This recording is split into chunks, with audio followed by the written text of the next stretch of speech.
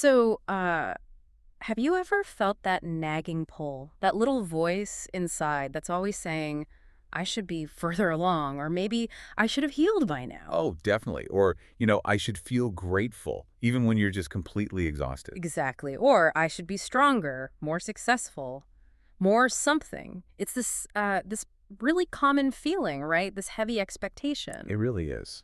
But here's the thing, pause for a moment and really ask, who actually decided all those shoulds?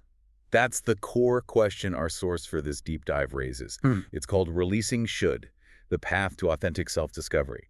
And it suggests those voices. They rarely actually start with you. Hmm. It's a pretty big insight, actually. Yeah. The source really hammers home how these shoulds, well, they're almost never self-generated. Okay. They get described as being handed to us. Hmm. Think about it, family, school, religion, maybe past traumas, the culture around Right, us. that they're inherited. Exactly. And the source points out they're often really loud, feel heavy, and this is crucial, they're almost never rooted in the present moment. They're about some past idea or future ideal. Wow, okay. That idea that they're handed to us, that really shifts things, doesn't it? It makes you think, well, what are the deeper roots of this? It does. And the source goes there. It actually connects this whole should thing directly to Eastern philosophy, Hmm. specifically Buddhism. Buddhism. How so? Well, the core Buddhist idea that attachment is the root of suffering. Mm-hmm.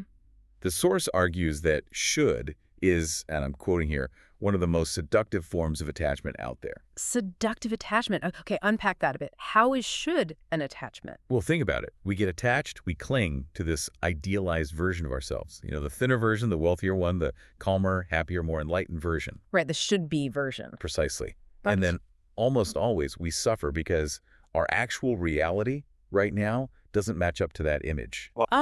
okay, the gap between the ideal and the real causes the suffering. Exactly. And here's the kicker, as the source points out.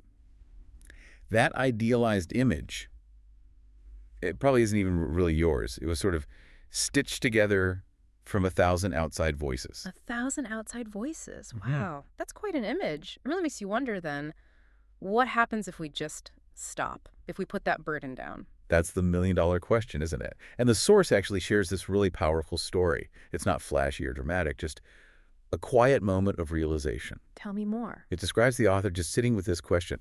What if I stop chasing who I should be and just let myself become who I am? Hmm.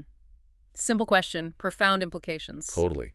And apparently in that quiet moment, asking that just changed everything. It led to, well, stopping the wait for permission from others. Yeah. Stopping the whole act of making yourself small so others feel comfortable. Stopping the apologies for wanting, more peace or more depth or freedom. Basically, stop shitting all over yourself, as the source puts it rather bluntly.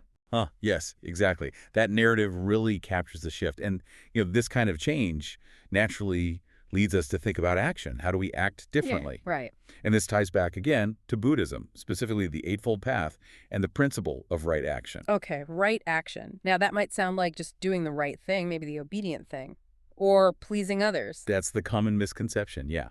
But no, according to this source, right action isn't about being obedient or pleasing or doing something painful just because it's expected. So, if it's not about those external pressures, what is it then? What defines right action here?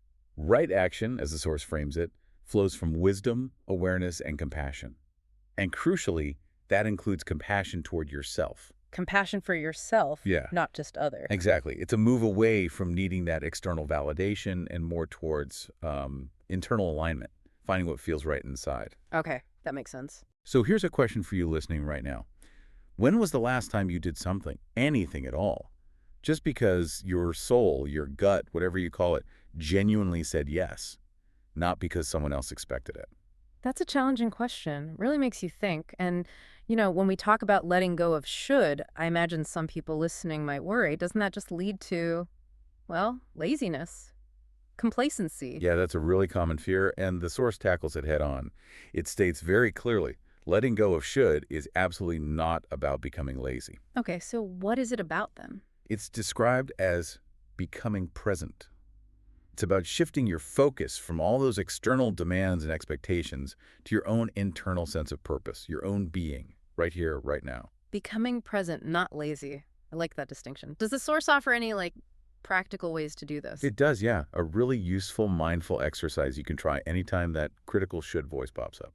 Okay, let's hear it. I think we could all use that. All right, so the next time your brain starts criticizing you, or you hear that I should, voice, just pause, take a breath, and ask yourself 3 questions. 3 questions, got it.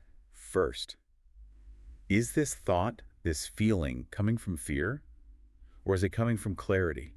Fear or clarity? Okay. Fear or clarity. What's the Go ahead. second? What would feel truly aligned for me in this moment without any guilt?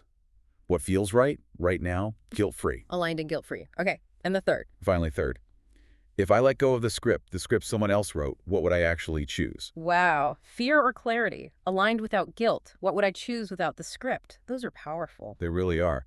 The source calls this whole process mindfulness in motion. It's not about sitting on a cushion for hours. It's about applying that awareness in the middle of life. It says this is freedom. It helps you sort out your own truth from all that inherited noise. Mindfulness in motion. I love that. It really feels like it cuts through the noise, as you said. And the source seems pretty clear on what we actually need versus what the world, constantly tells us we need. Absolutely. It makes the point quite strongly. You probably don't need another 5-step plan to become some idealized version of yourself. Right. Or the idea that you have to earn rest. Exactly. You don't need to earn rest, and you definitely don't need to keep trying to prove your worth to people who, frankly, maybe never really saw you in the first place. So true. So what do we need then, according to the source? It's simpler, really. What you truly need is stillness. You need space, and you need truth, not noise. Stillness, space, truth. Yeah, and sometimes, as the source puts it so beautifully, that truth sounds really simple. It sounds like, I am enough, exactly as I am. I am allowed to want what I want. Yeah. And I don't owe anyone an explanation for choosing peace. It's about reclaiming that inner authority. I don't owe anyone an explanation for choosing peace. That really lands. So, okay, bringing this all together, what's the takeaway for you listening right now? What's the challenge? Well, the challenge from this deep dive is pretty direct. Start to actively catch every should that crosses your mind. Just notice it. Catch the shoulds. Okay. And then ask yourself, is this should actually helping me evolve? Or is it just keeping me stuck in some old loop? Evolving or looping, that's a great filter. The insights today really point to something profound, don't they? Yeah. That maybe, as the source says, you are not here to fit in. You are not here to perform. You are not here to carry shame and call it discipline. That one hits hard. It does. Instead, the source reminds us, quite simply, you are here to wake up. Wake up to who you really are underneath all the shoulds. Exactly. And maybe here's a final thought to just mull over as you go about your day. Yeah. You don't need anyone else's permission to do that waking up. Consider this deep dive maybe your invitation. An invitation to let go of should. Come home to yourself. Couldn't say it better myself. Come home to yourself.